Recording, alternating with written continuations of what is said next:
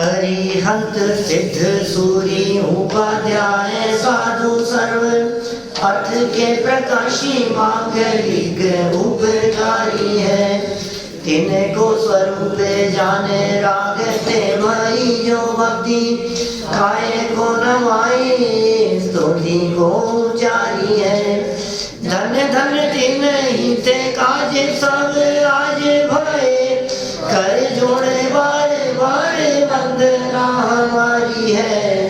मंगल कल्याण सुख सो हम चाहत है। ओ मेरी ऐसी दशा जैसी तुम धारी है। ओ मेरी ऐसी दशा जैसी तुम धारी है। ओ मेरी ऐसी दशा जैसी तुम धारी है। क्षत्रचूड़ामणि नामक यह ग्रंथ है और इस ग्रंथ के आधार से यहाँ अनित्य और आचरण भावना की चर्चा हम कर चुके हैं। आज संसार अनुप्रेक्षा की चर्चा को कुछ आगे बढ़ाना है। थोड़ी बहुत चर्चा तो संसार के संबंध में भी कल हुई थी, परसों भी शायद हुई थी। संसार का स्वरूप यहाँ बतला रहे हैं बादीप सिंह आचार्य देव कि भाई इस संसार में कहीं भी सुख नहीं है। अब तू इस बात को स्वीकार तो कर एक बार अच्छे से। यदि तू इस बात को गहराई से स्वीकार करेगा कि संसार में दुख नहीं है तो इन दुखों से छूटने का प्रयास कर पाएगा। तुझे ये दुख दुख रूप लगते हैं क्या? निरंतर आकुलता, टेंशन, भाग दौड़, ये घबराहट होती है क्या इससे? ये समोसे केले के खाने में मजे आते हैं? माने ये जो तेरे को सुख दिखाई दे रहा है सच में इसमें सुख नहीं है। ये संसार का स्वरूप अत्यंत क्षणिक भी था, क्षणभंगुर भी था, बचाने से नहीं बचने वाला भी था और हमारे अनंत प्रयत्न करने के बावजूद भी इनमें से सुख निकलने वाला नहीं था। ये बात यहाँ कह रहे हैं तुम कितना भी प्रयत्न कर लो इनमें सुख नहीं है, माने नहीं है। बहुत सुंदर लाइनें युगल जी साहब की लाइनें हैं, पूजन की लाइनें अपन ने बोली नहीं, आचरण की भी नहीं बोली थी। झूठे जग के सपने सारे, झूठी मन की सब आशाएं, तन जीवन यौवन अस्थिर है, क्षण भंगुर पल में मुरझावे। ये तो अनित्य की हुई चर्चा। फिर आगे आचरण। सम्राट महाबल सेनानी उस क्षण को टाल सकेगा क्या? अशरण मृत काया में हर्षित निज जीवन डाल सकेगा क्या? बड़े बड़े सम्राट हो, बलशाली हो, योद्धा हो, क्या उस क्षण को टालने में समर्थ हो सकते? उस क्षण को टाल सकेगा क्या? अशरण पड़ी हो मृत काया, क्या वे उसमें अपना जीवन डाल सकते हैं? क्या वे ऐसा कर सकते हैं कि अपना जीवन मृत शरीर में डाल देवे और वो जिंदा हो जाए? हो सकता है ऐसा? अशरण मृत काया में खुशी खुशी निज जीवन डाल सकेगा क्या? फिर देखो आप, अब चालू होती है संसार अनुप्रेक्षा, संसार भावना। संसार महादुख सागर के प्रभु दुखमय सुख आभासों में, मुझको न मिला सुख क्षण भर भी कंचन कामिनी प्रासादों में। क्या कहा? संसार महादुख सागर के। संसार कैसा है साहब? जैसा दुख सागर नहीं, महादुख सागर।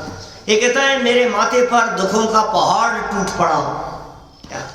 टूटी शंपा मेरे शीश, बिजलियां टूट पड़ी माथे पर, पहाड़ टूट पड़ा। कितनी बड़ी आफत आ गई आपके माथे पे, कितना बड़ा संकट आ गया आपके माथे पे। ये संसार महान दुख रूप है।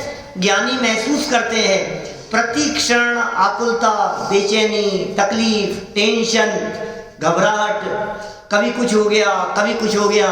लड़ाई झगड़े विवाद मन मुटाव, एक दूसरे को कुछ कह देना, ये रोज के झमेले हैं, रोजाना के। ये कहानी घर घर की है जैन साहब, अकेले आपकी बात नहीं है, सबके घर की ऐसी कहानी है। लोग बोलचाल में ऐसा कहते हैं, बर्तन सबके घर में बजते हैं, किसी किसी की आवाज दूर तक जाती है और किसी की वहीं सिमट कर रह जाती है। दुखी सब है, बच्चों से परेशान है, चाहे माँ बाप से परेशान है, भाइयों से परेशान है कि नौकरों से परेशान है, काम करने वाले सर्वेंट से परेशान है। ये दुख कम नहीं है, बहुत है दुख, और हर पल महसूस कर रहे हैं। कभी ट्रैफिक, कभी काम, कभी झमेला, कभी और जंजाल, रोज कुछ ना कुछ लगे हुए हैं। ये सोचता है बस ये काम निपट जाए, फिर कोई टेंशन नहीं है, बस इस काम से फ्री हो जाऊं मैं। ये जो केस है ना मेरा, ये केस निपट गया, फिर फ्री हूं मैं। बस ये आखिरी बच्चा है अपने, तो इसकी शादी हो गई और फिर अपन तो गंगा जी नहाए, फ्री हो गए बस। फिर अपन निमंत्रण देने के लिए घर पे आएंगे तो कहेंगे साहब हमारे तो आखिरी काम है, देखो अब आपको आना ही है, आखिरी काम है, इसके बाद में कोई काम नहीं पड़ेगा ना। सुनो, सच्चाई है कि मरने से पहले कभी किसी के काम पूरे होते नहीं, मरने से पहले कभी किसी के काम पूरे नहीं होते। लेकिन एक बात और समझ लेना, मरने के बाद किसी के काम अधूरे रहते नहीं है। मैं मर जाऊंगा तो इसकी शादी होगी कि नहीं होगी? सब हो जाएगी। मरने से पहले तेरे काम पूरे नहीं होंगे, और मरने के बाद दीपेश जी कोई काम रुकेगा? आपने यदि कहीं जमीन कोई केस चल रहा हो, कुछ हो रहा हो, मकान बन रहा हो, तो फिर अधूरा ही रह जाएगा ना हमारे मरने के बाद। हमारे मरने के बाद बच्चों की शादी विवाह ही नहीं होंगे ना, हमारे मरने के बाद तो सब रुक जाएगी बिल्कुल दुनिया। भाई साहब सुनो, इस धोखे में मत रहो, तुम्हारे हिसाब से नहीं चल रही है।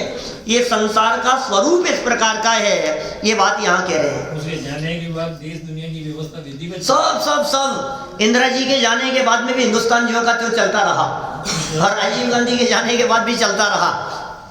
कोई भी प्रधानमंत्री आए ऐसा सोचे कि मैं चला रहा हूं देश को, कि सुन कर्तृत्व के वजन को अपने माथे पर लेकर के घूम रहा है, तेरे हिसाब से कुछ नहीं चलता है, होता स्वयं जगत परिणाम, मैं जग का करता क्या काम। ये विचार करने के लिए संसार अनुप्रेक्षा की बात हम यहाँ कर रहे हैं। संसार महादुख सागर के, और गजब की लाइनें लिखी है, प्रभु दुखमय सुख आभासों में। दुख तो था और सुख का आभास था। दुखमय, दुख से भरा हुआ, और सुख का आभास, ब्रह्म हो गया, इसमें तो सुख है, मजा आ रहा है। नहीं सुख तो लग ही रहा है, आप कुछ भी कहो साहब, सुख तो लगता ही है। बाबूजी लिखे जब वैराग्य हो गए हुआ होगा, निश्चित रूप से हुआ होगा। ये पंक्तियां ऐसे ही नहीं निकलती है, ये फील करता है ना व्यक्ति ऐसा कि वास्तव में मैं जिसमें सुख समझ रहा था, इसमें सुख नहीं है, ये दुखमय है और सुख का आभास मात्र है। दुखमय सुख आभास, टीवी देखने में, पिक्चर देखने में, घूमने फिरने में, पतंग उड़ाने में, उड़ाने योग्य नहीं, खेलने में, मोबाइल चलाने में, दौड़ने में, साइकिल चलाने में, स्कूटर चलाने में, बाइक चलाने में, गाड़ियां खरीदने में, मकान खरीदे बेचे, प्रॉपर्टी, बिजनेस, सुख लग रहा है हमारे को। और कितने सारी बातें कह दी इन्होंने कागजों के टुकड़ों में। सही बात है, कागज के टुकड़ों के अलावा और दूसरा कुछ नहीं है। और ये खुद ही खुद मन ही मन में सोचता रहता है। दो व्यक्तियों ने किसी होटल में, किसी रेस्टोरेंट में, किसी टेबल पर आमने सामने बैठकर चंद कागज के टुकड़ों पर साइन किए इधर से उधर, और कहता है अब ये जमीन मेरी हो गई अब ये प्रॉपर्टी मेरी हो गई। खरीदने वाला कह रहा है मैंने खरीद ली, बेचने वाला कह रहा है मैंने बेच ली। जमीन से जाकर के पूछो तो जमीन कहती है मूर्ख लोग ये कह रहा है मैंने बेच दी और मैंने खरीद ली। कोई किसी की नहीं होती है, कोई किसी की नहीं होती है।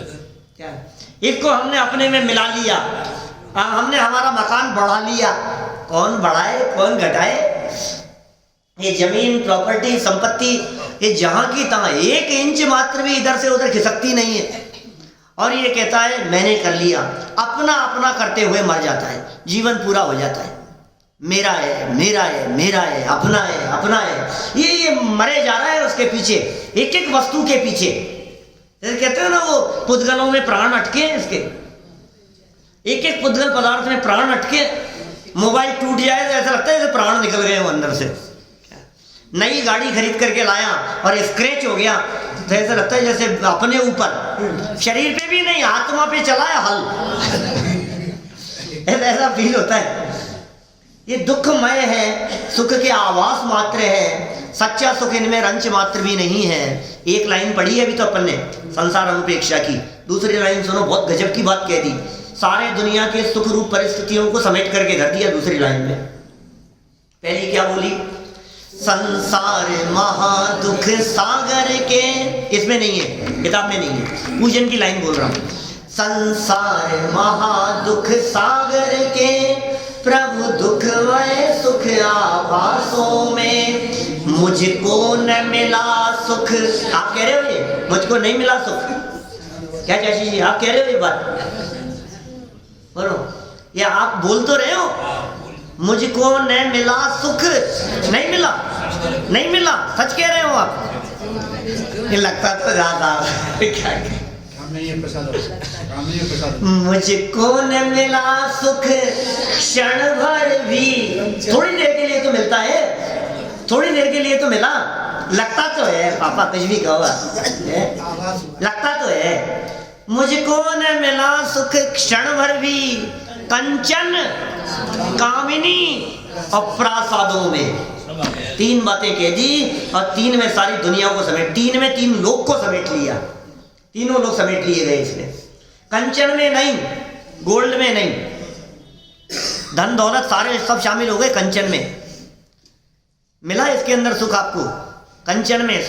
गोल्ड में कितना सुख है बतलाओ? बाबूजी लिखी थी ना, जब उनकी छोटी बेटी जन्मी थी, तार आया था, उनकी बेटी बता रही मेरे। अच्छा, उनका तो बिल्कुल विकल्प नहीं बाबूजी को। और छोटी लड़की का जन्म हुआ, तार आए कि आप गए वापिस आए नहीं, और उन्होंने 12 भावना लिखी। 12 ये वैराग्य की स्थिति है सच में। उनकी बेटी बता रही, मुझको न मिला सुख क्षण भर भी, कंचन कामिनी, स्त्रियों में, भोगों में और प्रासादों में। फार्म हाउस है, लंबा चौड़ा बना रखा है, अरे आओ तो सही, एक बार देखो तो सही। बंगला दिखाने के लिए लेकर के जाएगा और कहेगा पंडित जी हमारी छोटी सी झोपड़ी है, दिखाना तो चाहता है बड़ा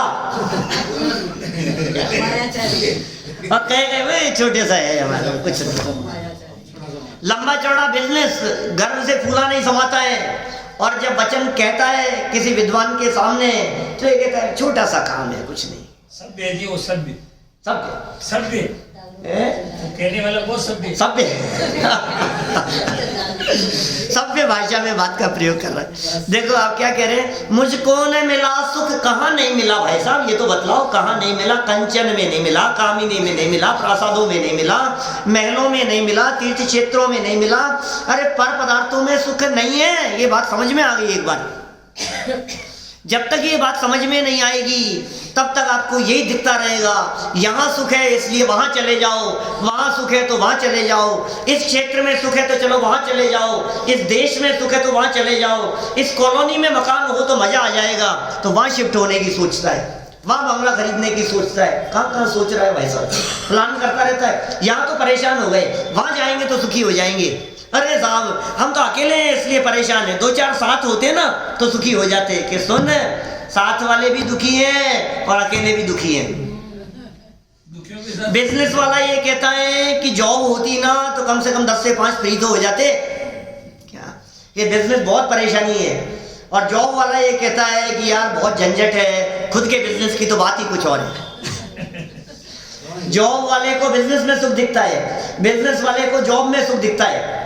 घर के मकान वाले को किराए के में सुख दिखाई देता है, किराए वाले को घर के मकान में सुख दिखाई देता है। ऐसा ही है, सब दुखी हैं, सब दुखी हैं सारे जगत में। इस जगत में कोई भी सुखी नहीं है, एक भी व्यक्ति सुखी नहीं है यार, जब एक भी सुखी नहीं। दूसरे की थाली में घी दिखाई देता है, दूर के ढोल सुहावने दिखाई देते हैं, वो सुखी होगा, वो सुखी होगा। किसी के नजदीक जाकर के देखना मत, आचार्य देव कह रहे हैं इस बात को मान लेना। खुद के नजदीक जाके देख ले, खुद देख रहा है ना, खुद महसूस कर रहा है ना। ये दुख सहे नहीं जाते, ये दुख बर्दाश्त नहीं होते हमसे। मैं क्या करूं, लेकिन मेरे दुख मैं ही जानता हूँ साहब, मैं ही जानता हूँ, मैं क्या बतलाऊं आपको। अरे साहब आपके तो मजे हैं भैया, क्या बात कर रहे हो आप, क्या अकेले क्या सबको समोसे खिला दिए कल आपने, केले बनवा करके, मजे हैं यार आपके तो। अकेले में बात करूँ तो हमारी हम ही जानते हैं। आपको जो मजे दिखाई दे रहे हैं ना, ये इन छोटी मोटी चीजों में फर्क नहीं पड़ता, वो मामला कहीं अटका हुआ है लंबा। ये लगता है तकलीफ दिखाई देती है भाई साहब, ये जो तकलीफ दिख रही है ये तकलीफ निरंतर अनुभव में आनी चाहिए। ये आचार्य देव कह रहे हैं थोड़ी देर तो तकलीफ लगती है, फिर भूल जाता है, भूल जाता है, आंखों पे पट्टी बंध जाती है। ये मोह की ऐसी पट्टी बंधी हुई है कि इसे लगता ही नहीं है हाँ नहीं कोई बात नहीं। बच्चे सामने जवाब दे रहे हैं, पलट करके जवाब दे रहे हैं, उल्टा सीधा बोल रहे हैं, एकदम तो ऐसा फील हुआ जैसे कोई पहाड़ टूट पड़ा हो, और 10 मिनट बाद में ही अब कोई बात नहीं है, बच्चा तो अपना ही है। झटके लगते हैं, झटके करंट लगते हैं, लेकिन देखो इन करंटों के बीच में भी ज्ञानी जीव सावधान हो जाते हैं। वे विचार करते हैं, वे मोक्ष सुख की इच्छा करते हैं। वे सोचते हैं कि यदि इस संसार में सुख नहीं है तो हमें मोक्ष सुख की प्राप्ति का प्रयत्न करना चाहिए। देखिए 2 श्लोक हैं यहाँ, फटाफट पढ़ते हैं। आज थोड़ा सा देर से शुरू कर पाए थे अपन, लेकिन 10-12 मिनट में 15 मिनट के अंदर अंदर अपन इन दोनों श्लोकों की चर्चा करेंगे, संसार अनुप्रेक्षा की चर्चा। 40 नंबर का श्लोक देखो। संस्कृतौ कर्म रागाद्यस्ततः कायांतरं ततः इंद्रियाणीन्द्रियद्वारा रागाद्याश्च कृतं पुनः। संसार में रागादि भावों से कर्म बंधते हैं, तुम्हारे राग भाव से कर्म बंध रहे हैं, फिर उसी कर्म से नवीन शरीर उत्पन्न होता है। ये जगत का स्वरूप बतला रहे हैं। राग किया, द्वेष किया, परिणाम, विचार, विकार जो भी था उन सब से नए कर्म बंधे। ये राग द्वेष कौन से कर्म थे बेटा? साथ कौन से कर्म? राग द्वेष ये है भाव कर्म, ये भाव है मास्टर साहब। राग द्वेष किए ये भाव थे, ये भाव कर्म थे। और इनसे क्या हुआ कि जो कर्म बंधे ना, जो बंधे हुए हैं वे कौन से? वो द्रव्य कर्म है। राग द्वेष, परिणाम, विचार ये सब भावों की श्रेणी, भाव कर्म। और इनसे बंधे चावड़ा जी साहब वो कौन से? वो द्रव्य कर्म है, बराबर। तो वो द्रव्य कर्म बंधे। अब ये कह रहे हैं फिर उसी से शरीर से, माने उससे क्या हुआ? उस कर्म से नवीन शरीर उत्पन्न होता है। ये 9 कर्म है। एक ही वाक्य के अंदर 3 कर्म आ गए। राग द्वेष आदि किए वो भाव कर्म थे, और राग द्वेष करने से जो कर्म बंधे वो द्रव्य कर्म। और जो द्रव्य कर्म का जब फल मिला तो उससे जो शरीर मिला, उससे जो शरीर आदि की संरचना, नवीन शरीर उत्पन्न हुआ, ये 9 कर्म है। फिर क्या हुआ भाई? और फिर उसी शरीर से इंद्रियां उत्पन्न होती है। ये क्या है? ये भी 9 कर्म है। और इंद्रियों के द्वारा ही राग द्वेषादिक होते हैं। लो फिर क्या हुआ? वो जो 9 कर्म था ना और इंद्रियादिक मिली थी, उनसे फिर राग करने लग गया।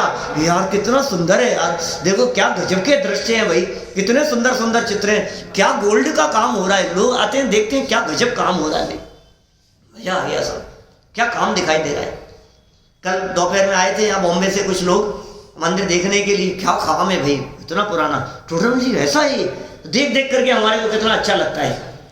ये टुकड़े दिखाई देते हैं आपको मालूम है? ये पीस जो हैं ये कल दिखाए, यहाँ रखा हुआ था।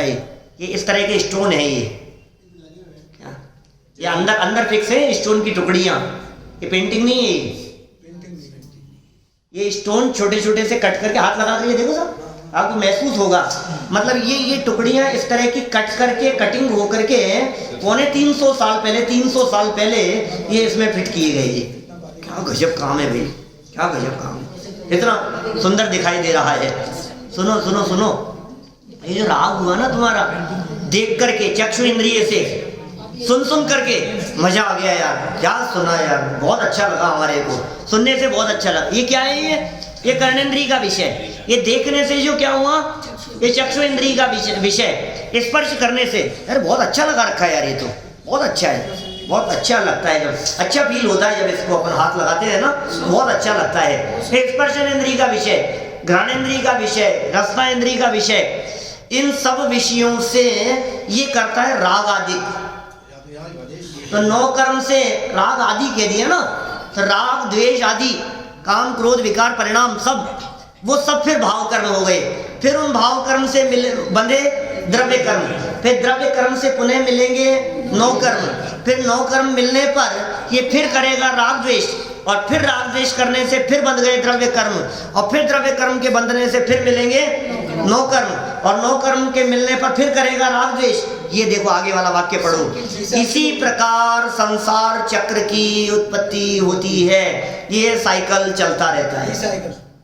क्या सर, ये चक्र चल रहा है, ये साइकिल चल रही है। चला कौन रहा है, कि तू चला रहा है बेटा, पेडल मारता रहता है तो चलते रहेंगे। कि चल क्यों रही है,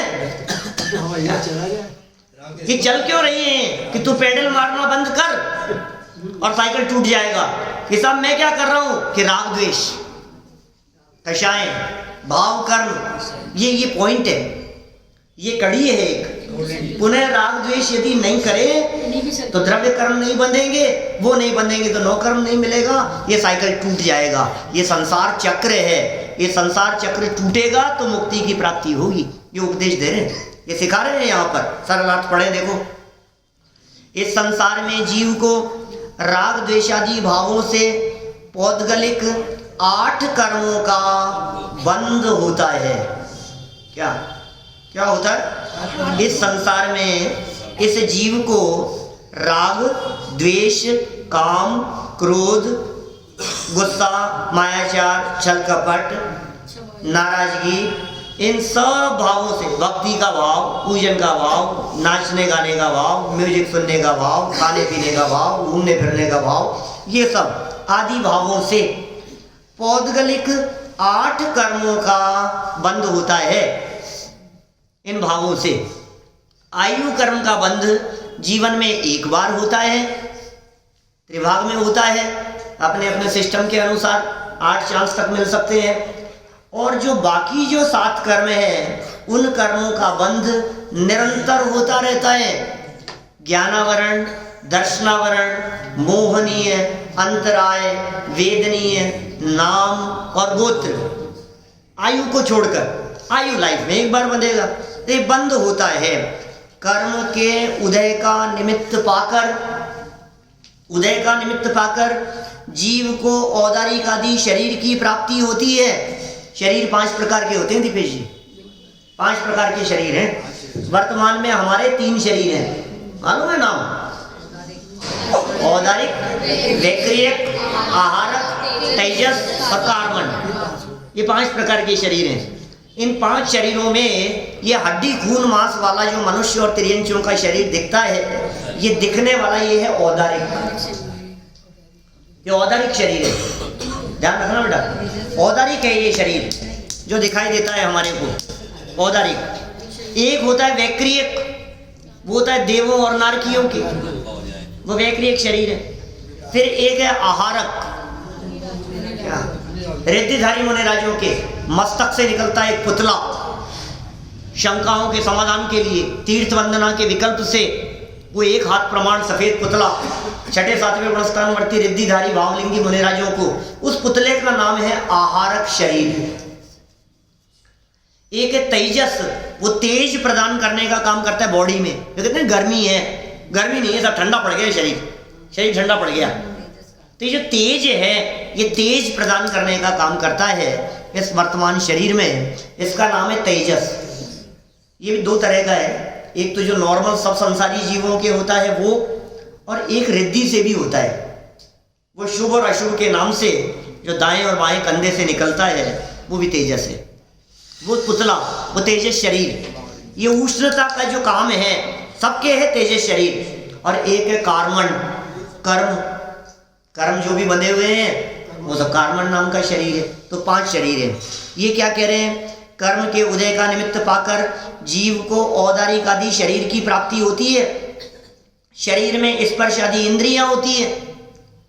इंद्रियों के निमित्त से जीव पुनः राग द्वेष आदि विकार रूप से परिणमित होता है, जिससे पुनः कर्म बंध होता है। इस प्रकार यह संसार का चक्र अनादि काल से घूमता ही चला आ रहा है। अनादि काल से ये चक्र घूमता चला आ रहा है। इसकी संसार दशा मिटती नहीं है और ये संसार दशा में रहते हुए दुख उठाता चला आ रहा है। हर जीव दुखी है। देखो जरा संसार अनुप्रेक्षा की ये अंतिम छंद श्लोक 41 नंबर का। सत्यनादौ प्रबंधेस्मिन् कार्य कारण रूप के येन दुःखाय से नित्य मध्यवात्मन विमुञ्चत तत्।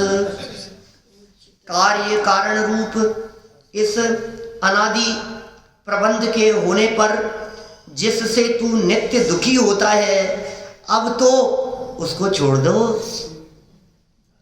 जिसमें तुम्हें सुख नहीं मिल रहा है, रंज मात्र भी नहीं मिला है, अब तो छोड़ दे यार। कुत्ता जिस तरह से हड्डी चबाता है, टोडरमल जी ने उदाहरण दिया, कुत्ता किसी एक पड़ी हुई सूखी हड्डी को उठाकर चबाने लगा और चबाने लगा बहुत तेज इसमें से कुछ रस आएगा।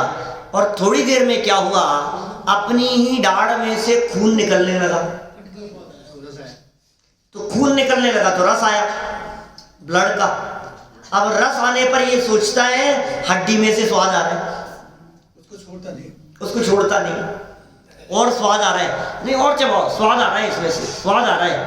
लेकिन भाई वो स्वाद उसमें नहीं है, उसका स्वाद नहीं है। ऐसे ही हमें भ्रम से ऐसा लगता है कि ये सुख इंद्रियों में से आ रहा है, ये सुख विषयों में से आ रहा है, लेकिन वो सुख विषयों में से नहीं आ रहा है, उनमें नहीं है। ये यहाँ कहना चाह रहे हैं अब तो छोड़ दे उन सबको। कुत्ते की गलती तो दिखती है। हाँ, कुत्ते की गलती तो दिखती है, लेकिन स्वयं कुत्ता ये नहीं दिखता। हालत तो ऐसी ही है, सच में क्या कहें। शब्द बुरे लगते हैं, अब शब्द जैसे दिखते हैं ऐसा लगता है अरे साहब ऐसे बातें, ऐसे शब्द संभाल करके बोलना चाहिए आपको, ऐसे शब्द नहीं बोलना चाहिए। लेकिन क्या करें, लगती नहीं है ना, चोट नहीं लगती है। ऐसा मन करता है खींच खींच के लगने चाहिए इसके, तो तब जाकर के कुछ असर होता ही नहीं है, बिल्कुल असर नहीं होता है।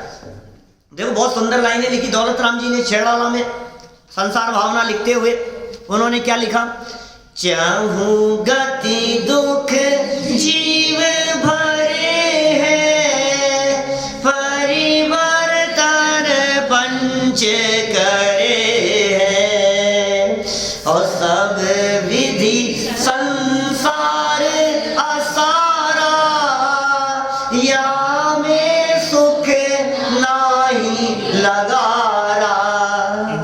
किंचित भी नहीं, लगार मात्र भी नहीं। चारों गतियों में दुखी जीव भरे हुए हैं, हम भी तो उन्हीं में शामिल हैं, चतुर्गति के जीवों में। चाहूं गति दुख जीव भरे हैं, और कर क्या रहे हैं ये दुखी जीव, परिवर्तन पंच करे हैं। द्रव्य क्षेत्र काल भव और भाव, ये पंच परावर्तन करते रहते हैं।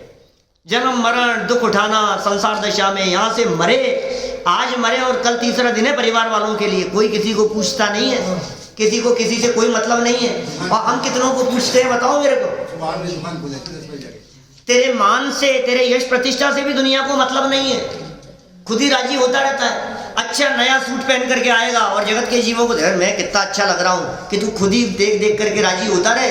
कि तो आप नहीं सोचोगे दीपेश जी कि आप अपने आप के बारे में सोचोगे मैं कैसा दिख रहा हूँ, क्या भैया मैं कैसा दिख रहा हूँ। हर व्यक्ति अपने अपने बारे में सोचता है और ये सोचता है कि मुझे दूसरे लोग देख करके क्या सोचेंगे। सब विधि संसार असारा, ये आसार है, ये आसार माने सुख नहीं है, किसी भी प्रकार से सुख नहीं है। उठ करके दौड़ेंगे अभी हम यहाँ से, दुकान पर भागना है, फैक्ट्री भागना है, ऑफिस भागना है, घर पहुंचना है, लेट हो गए, टाइम नहीं है, भागम भाग लगी है, सुबह उठने से भागम भाग चालू होती है। सब विधि संसार आसारा, या में सुख कितना प्यारा, या में सुख नाई, या में सुख नाई। लगार, लगार मात्र भी नहीं है। लगार क्या होता है जैन साहब, ध्यान है? बर्तन में चिपका रह जाता है, बर्तन में जो चिपका रह जाता है ना बेटा, उसे लगार कहते हैं। ये जो हलवाई मिठाइयाँ बनाकर कढ़ाई के अंदर सब बनाकर और पूरा कुचर कुचर करके सब साफ करके कढ़ाई को जब मांजने के लिए जब पटक देते हैं तो आसपास में घूमने फिरने वाले कुत्ते वो उसमें आकर के चाटते हैं। तो कुछ है क्या उसमें? है तो कुछ नहीं, लेकिन कुछ है, वो लगार। तो ये लगार भी नहीं है। यहाँ में सुख ना ही लगारा, इस संसार में लगार मात्र भी सुख नहीं है। इसलिए हे आत्मन, अंतिम उपदेश सुन लो, समय हो गया अपना।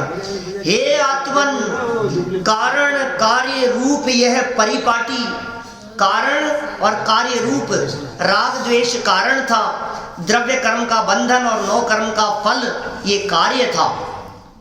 कारण कार्य रूप परिपाटी अनादिकालीन होने पर जिन राग द्वेषादि परिणामों से तुम सदा दुखी होते चले आ रहे हो।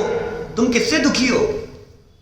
घर से नहीं हो, पत्नी बच्चे से नहीं हो, हस्बैंड से नहीं हो, तुम किससे दुखी हो?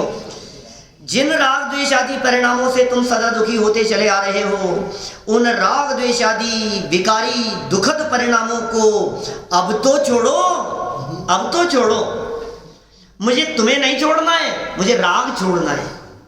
मुझे संयोग नहीं छोड़ने हैं, मुझे राग छोड़ना है। कितना सुंदर संदेश दे रहे हैं। उन दुखद विकारी परिणामों को अब तो छोड़ो और सदा के लिए सुखी हो जाओ। हम सभी सदा सदा के लिए सुखी हो जावे, इसी भावना से यहाँ संसार अनुप्रेक्षा की चर्चा को